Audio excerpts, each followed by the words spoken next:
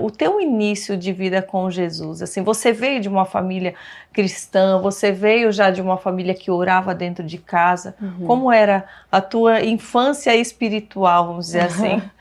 Olha, a primeira pessoa a se converter na minha família foi a minha mãe. E eu tinha 3 anos de idade, né? Então ela converteu em 96 e a gente passou ali a frequentar a igreja cristã presbiteriana do nosso bairro ali, Pastor Júlio, que já está no Senhor. Mas ela passou aí e ela teve uma experiência muito forte com o Senhor na conversão dela.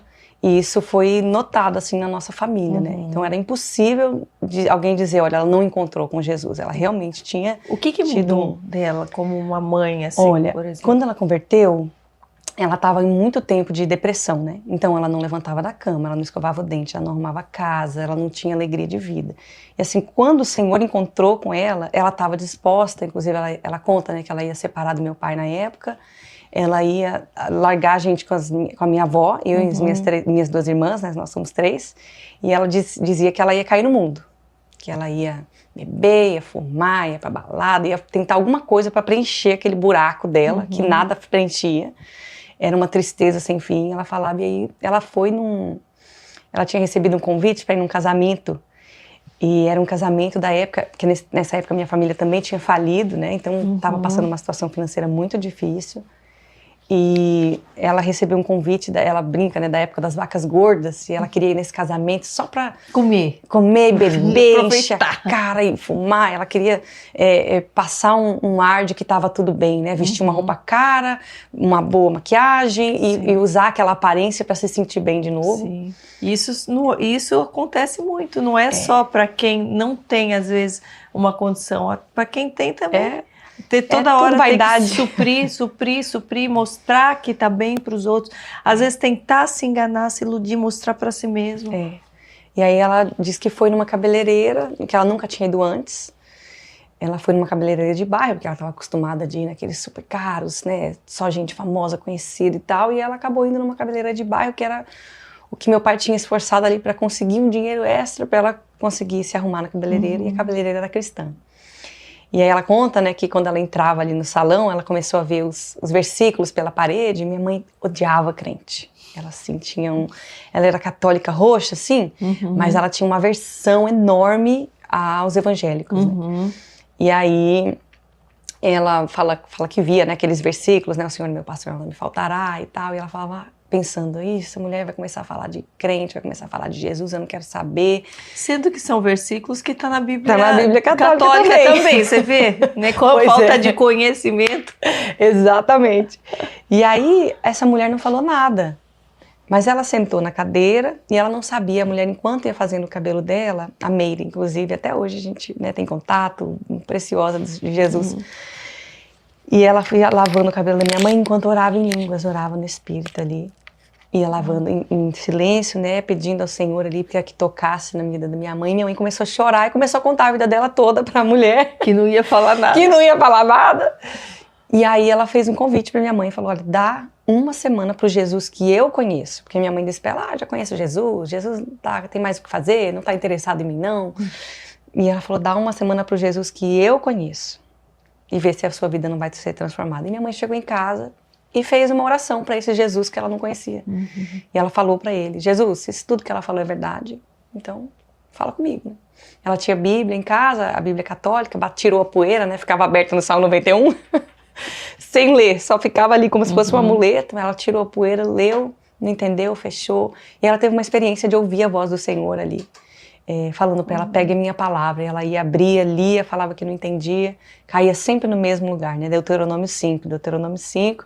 E aí, no terceiro dia, ela folheou até o Deuteronômio 28. E aí ela conta que leu o Deuteronômio 28, as bênçãos e as maldições. E ela disse que ela viu a vida dela toda ali. Não era que as maldições estavam sobre ela, mas que ela estava ali dentro, né? Sim. E aí ela falou, Jesus, eu quero as bênçãos. E aí ela disse que o Senhor respondeu para ela, se você quer as bênçãos? Ela disse, sim, então entrega a sua vida para mim. E aí ali naquele dia ela levantou a mão, em casa não tinha ninguém, só ela, e ela, então a partir de hoje eu rejeito tudo que eu servi e acreditei para servir e acreditar só no Senhor. E aí a partir daquele dia ela foi procurar a igreja daquela irmã cabeleireira e começamos a frequentar. E ali a gente estava lá todo domingo, toda a programação da igreja, era vigília, era culto de oração, tarde da bênção, né? Tudo que tinha a gente estava lá. E eu era pequenininha, mas um dia, era fevereiro já de 97. Fevereiro de 97, isso, fevereiro de 97, eu estava com 4. E ali, na escola bíblica dominical, a tia Sheila, né, estava ali dando a aula das crianças, e ela começou a contar da obra da cruz, né.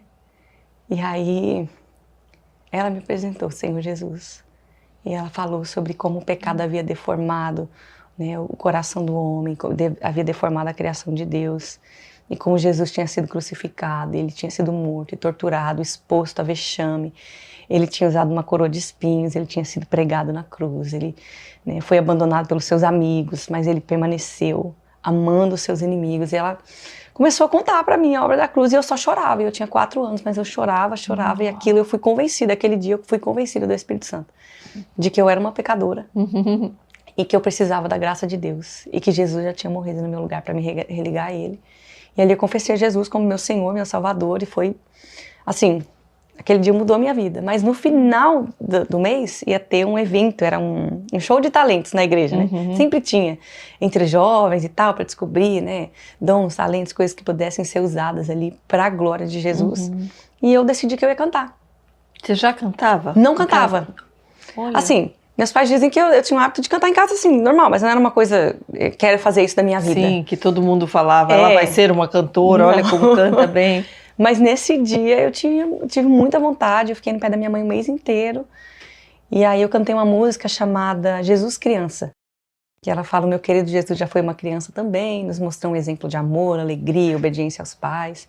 E ela termina dizendo, quero ser também como Jesus.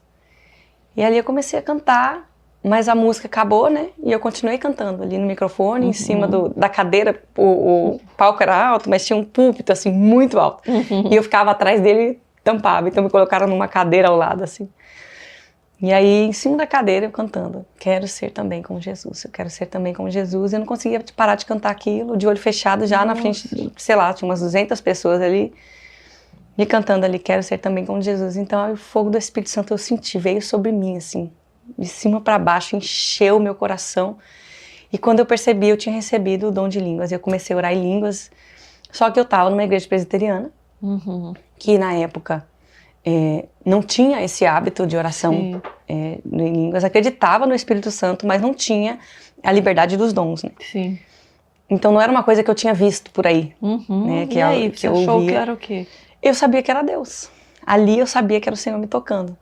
E aí eu desci chorando pro colo da minha mãe e tal, e orando em línguas e recebido ali o toque do Espírito Santo, né, um derramar do Senhor.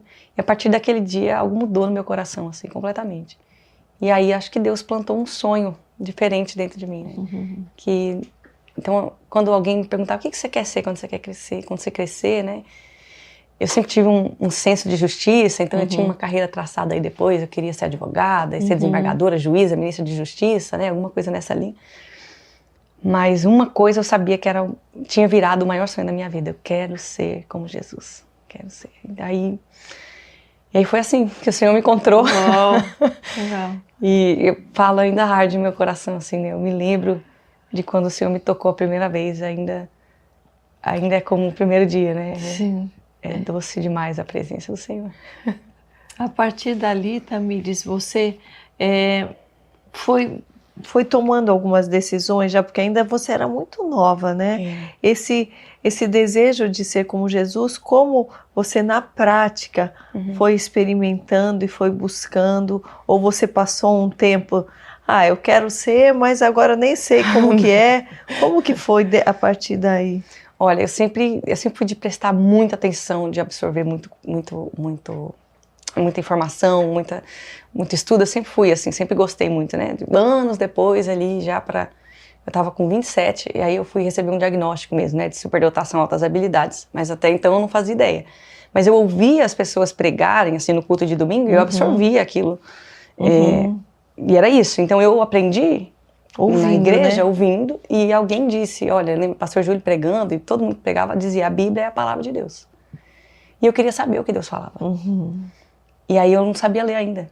Sim, E aí eu me lembro que eu pegava assim, minha mãe, eu pegava a Bíblia para ler, eu só lembro disso, que eu lia muito a Bíblia. Minha mãe, a própria tia Sheila, né, que foi quem me evangelizou na escola dominical, elas me contavam sempre que eu pegava a Bíblia da minha mãe, a antiga, revista e corrigida, aquela linguagem, né, bem complicada, mas eu pegava e eu chorava na Bíblia, passava dias chorando e dizendo, eu precisava aprender a ler. Olha. Porque eu preciso saber o que Deus quer falar. Eu preciso saber o que Deus está dizendo. Se essa aqui é a palavra de Deus, então eu preciso ler a palavra de Deus. E aí eu aprendi a ler ali, sozinha. Eu pegava a Bíblia e eu ficava diante da Bíblia e orava e falava, Deus, eu preciso aprender a ler. E aí eu aprendi a ler sozinha na Bíblia da minha mãe. E aí eu passei a ler, eu li a Bíblia assim, a cada 2 meses e meio, mais ou menos, eu tinha terminado ela. Aí eu começava de novo. Uau, você lia assim na sequência. Ia de Gênesis a Apocalipse. E eu queria saber o que Deus tinha para falar. E eu cresci assim, né? Fui até minha adolescência. E ali você foi tendo revelações assim do Espírito? Ou a princípio era só uma vontade, uma leitura de conhecimento? Ou você foi tendo experiências nesse período? Eu fui. Tanto que eu passei a compor, né? Eu compus, já a primeira música eu estava com 8 anos. Uau! Eu compus as minhas 2 primeiras baseadas na escritura, né? Então, uma era o Senhor é meu caminho, a minha força, a minha luz, né? Salmo. Me faz andar em verdes pastos, me dá força, ilumina meu ser, amoroso, carinhoso é meu Senhor. Era a minha primeira música, era o que estava ali, o que eu encontrava na escritura. E eu fui descobrindo o caráter de Jesus, assim, na maneira que ele falava, na maneira que ele abraçava, na maneira que ele dizia, vinde a mim, né? Vinde a mim, deixai vir a mim as crianças. Então eu percebia esse lugar no Senhor. E aquela coisa, não sei se acontece com você, mas comigo acontece muito. Eu tô ali lendo, né? Natural, meu devocional. Não é uma coisa sobrenatural todas as vezes. A gente faz pelo que crê, né? Claro. Mas às vezes a gente tá ali lendo, meditando, e parece que aquele versículo salta assim pra gente. Ele entra no nosso coração. Parece que ele tá uma vida, né? Sim. E é o que a palavra do Senhor é, né? A Escritura diz que a palavra do Senhor ela é viva, ela é eficaz. Ela é mais poderosa do que uma espada de 2 lâminas e ela é apta para dividir nossa alma, do nosso espírito, a junta da medula. Então a palavra de Deus ela é viva, né? João 1, ele vai dizer, o verbo encarnou. Sim. Né? E a palavra se tornou carne e habitou entre nós. Então Jesus é a palavra de Deus encarnada, sabe? Então não tem como, eu acredito que não tem como. Você lê a palavra de Deus entendendo que é a palavra de Deus, que é Deus falando, e o Espírito não transformar você, né, pela renovação da mente. Não tem como duvidar que não é algo diferente de qualquer livro. Eu acho que, sabe, não tem quem não leia com o coração aberto que não seja tocado, transformado, que algo não seja revelado, né, sobre o mundo, sobre si mesmo, sobre Deus. E a sua adolescência, você passou uma adolescência com essas bases cristãs também? Passei. Fui bem radical, inclusive, na minha adolescência. O que aconteceu? Quando eu tinha 10 anos, eu não sei exatamente dizer aonde que começou, mas eu me lembro que todo aniversário eu tirava um período especial para o Senhor, né? Para agradecer, diferente, né? Como um marco, assim. Então, de manhã, quando eu acordava, eu não falava com ninguém. Eu fechava a porta do quarto e eu ia dar as primeiras horas do meu dia de aniversário ali só para o Senhor. E aí ali eu ia orar, ali eu ia buscar a palavra de Deus, mas era diferente, era como se Deus fosse me dar uma direção daquele ano que ia vir na frente, né? E aí me lembro que com 10 anos eu estava fazendo isso, eu tinha entrado no quarto, fechado a porta, estava orando, e ali foi muito doido, assim, né? Acho que a experiência foi muito marcante para o meu coração, mas aquele ano eu tinha, na virada de 2000 ou foi 2002 para 2003, isso, tá certo, não, foi 2003 para 2004, isso.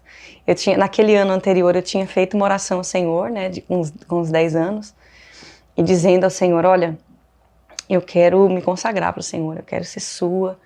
E ali eu fiz uma oração que eu, na verdade, não sabia onde que ela ia dar, né, mas eu falei para o Senhor a respeito do meu marido, do meu casamento.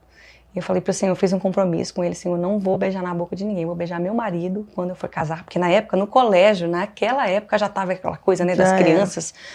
Né, e eu achava aquilo tão estranho, eu falava, não, eu quero me separar para o Senhor. E aí eu falei para o Senhor, eu vou beijar o meu marido, né, o homem que for meu marido, eu vou beijar ele. Mas outras pessoas eu não vou beijar. E aí eu quero pedir só 3 coisas para o Senhor. Um homem de Deus que seja meu. Meu marido brinca hoje, ele fala que ele veio com seguro de vida. Porque eu falei para o Senhor, um homem, porque eu queria uma pessoa madura, né? Eu não queria casar com alguém assim, que não sabia o que queria da vida. Sim, um homem. você ter que ensinar tudo. Você queria já um pronto. Exato. Tipo assim. E aí eu falava de Deus, porque eu pensava, imagina eu ter que casar com alguém um dia e eu falar assim, ei, você não vai ler a Bíblia? Você não vai orar? Você não vai ter fome? Pra mim não tinha cabimento, né? Tá com alguém que também não tivesse fome e sede pela presença de Deus. E aí que seja meu era porque eu falava assim pro Senhor, olha, eu espero o tempo que for, mas o dia que o Senhor me der um marido, ele é meu. Não vale matar meu marido, não vale pôr ele numa cama, o marido é meu. Não vou ter vocação para ser viúva. Não é mais de ninguém. Exatamente. Também.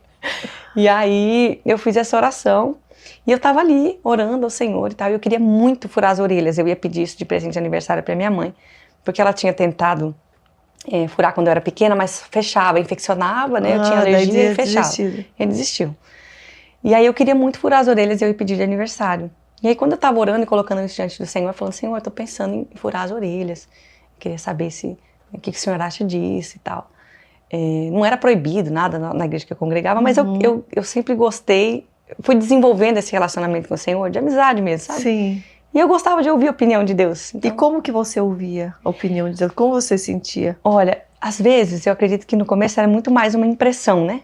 Sabe aquela impressão no espírito? Aquela sensação de que, ok, Deus se agrada disso. E óbvio, pela palavra de Deus sempre. E quando não agrada, parece que fecha, né, assim, o coração, parece que dá uma coisa diferente. Exatamente, né?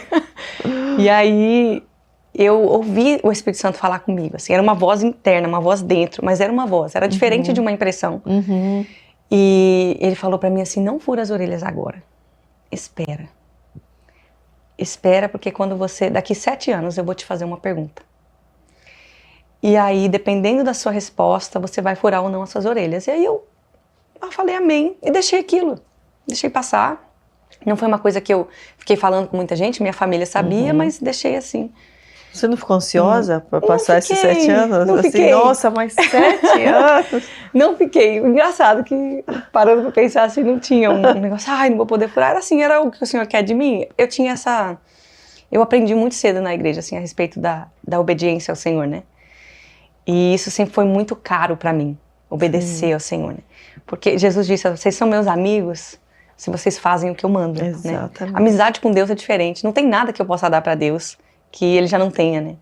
Então não tem essa relação de troca. Ele dá, Ele dá, Ele dá.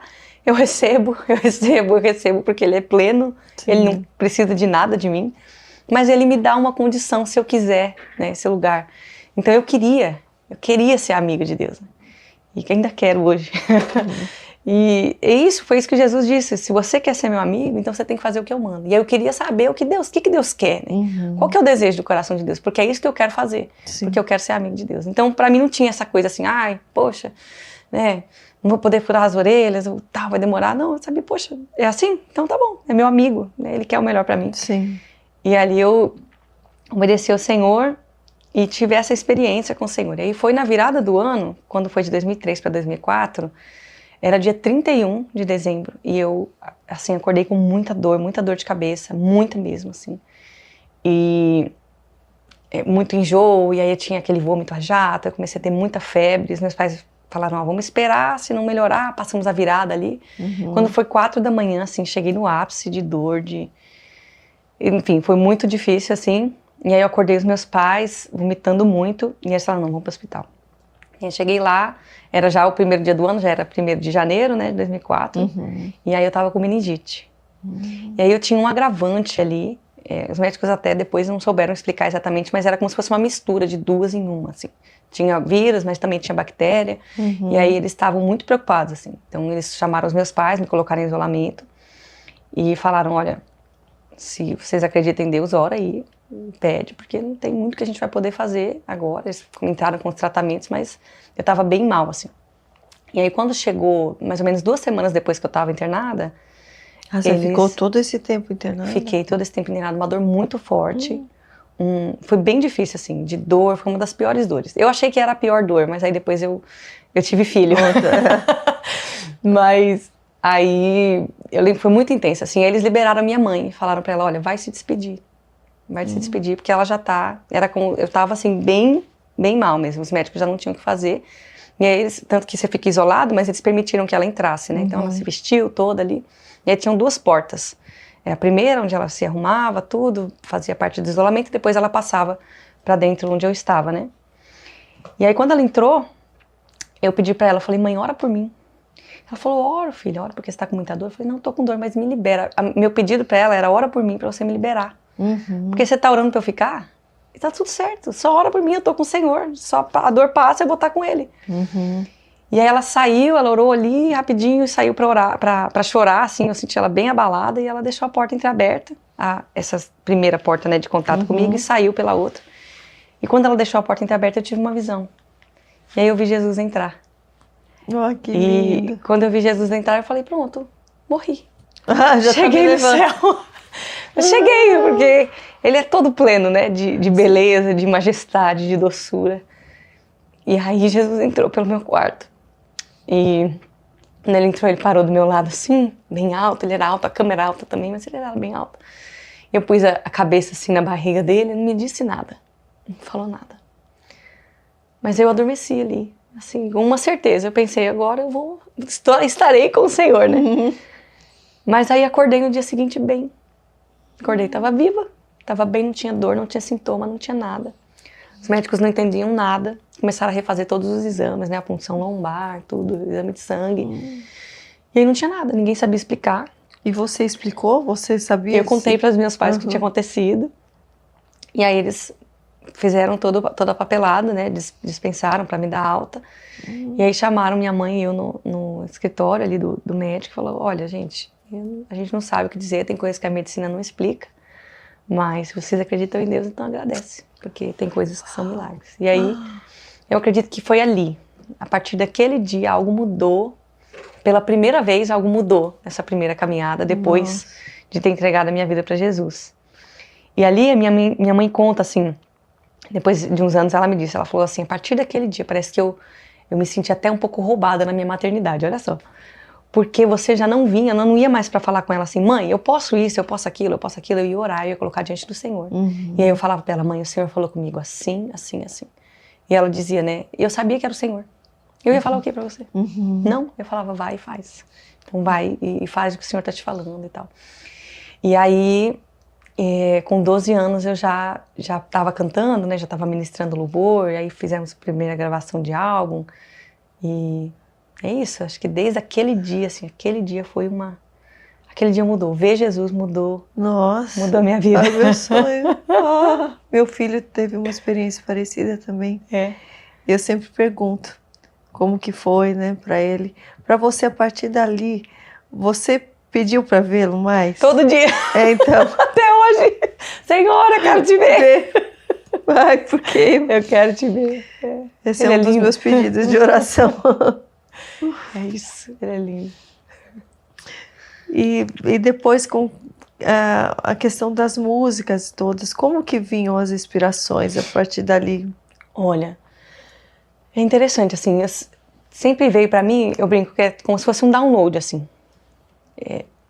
Lógico, eu me alimento da palavra de Deus, sempre li muito, né, então leio muitos livros. Oração, jejum, a prática da presença de Deus. Mas aí tem hora que parece que Deus quer comunicar. Eu tenho a sensação, às vezes, que é quando a alma explode, assim, você vai se enchendo do Senhor, né? E salmos, e hinos, e cânticos espirituais, como diz a palavra. E aí você vai meditando na palavra de Deus, de repente, isso não tem como, é como uma fonte mesmo, não tem como ficar preso, né? Isso vai saindo. E pra mim sempre saiu em forma de canção, né? Explodia em forma de música. Então, sempre foi uma coisa natural. Sim. Raríssimas às vezes. Hoje em dia, eu sou um pouco mais intencional para dizer, eu sinto do Senhor que eu preciso compor a respeito desse assunto. Aí eu sento no piano e tal, mas depois de 20 e poucos anos compondo. Você nunca se alimentou da música secular e tal? Como que é a tua relação com música secular? Na minha infância, assim, a minha mãe não gostava que a gente ouvia. Então, assim, eu não tinha esse contato, né? Eu cresci na igreja, então nem conhecia, não tinha tantas pessoas, assim, não cristãs que ouviam. Meu pai ouvia bastante, que não era cristão ainda, então ele ouvia bastante coisa, assim. E te incomodava já, quando a música não era? Você tinha já essa sensibilidade para ver, isso aqui, eu tô num lugar, tá tocando... A depender, assim, dependia muito do teor, sabe? Então, obviamente que tinha coisa que meu pai não ouvia, porque... Também não crianças em casa, não cabia, obviamente. Então... Mas em outros contextos, assim, aí me incomodava. Então, enfim, na escola mesmo, na época de axé, de funk e tal, o conteúdo de letra dessas músicas me incomodavam bastante. Porque era uma questão, não era nem pela música em si, era uma questão do assunto, né? Uma depravação, uma degradação ali daquilo que Deus criou, de imagem do ser humano para ser perfeito, a imagem e semelhança do Senhor, e estava ali sendo diminuído, sendo, né? Enfim, isso me incomodava. Mas, e por muito tempo eu inclusive achei assim, fui ensinada assim, né? Isso é de Deus, isso é do diabo e tal. Mas hoje em dia eu enxergo inclusive esse dualismo, né? Que na verdade a música ela é de Deus, a música é de Deus, e aí ela é uma ferramenta. Então tem muitas músicas que você vai ouvir que elas não têm um teor, a música não se converte, né?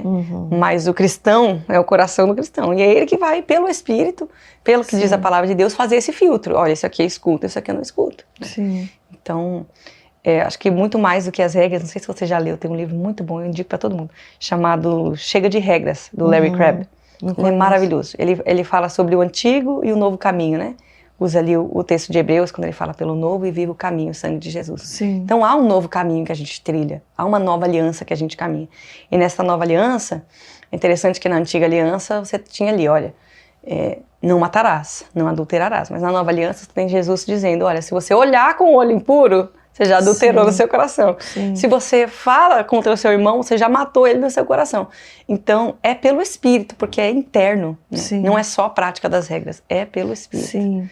Então, e a dificuldade, eu creio que é também que muitos, às vezes, acham que estão no Espírito e estão tendo, abrindo, né, concessões para tantas coisas, só porque viveram uma vida, vamos dizer, religiosa e tal, e acham, mas eu estou no Espírito, eu estou ileso eu posso ouvir de tudo, eu posso beber o quanto eu quiser, eu posso fazer o que eu quiser, porque eu sou espiritual e o meu espírito não está me confrontando. E muitas vezes ele já perdeu há tempos a presença do Espírito Santo. Verdade. De pouquinho em pouquinho eu tenho percebido que essa é uma grande dificuldade de quem já vem há muito tempo no meio cristão, né? A frieza do coração mesmo, que vai dando essa sensação de que pode se relativizar tudo, de que pode misturar tudo, e nisso vai perdendo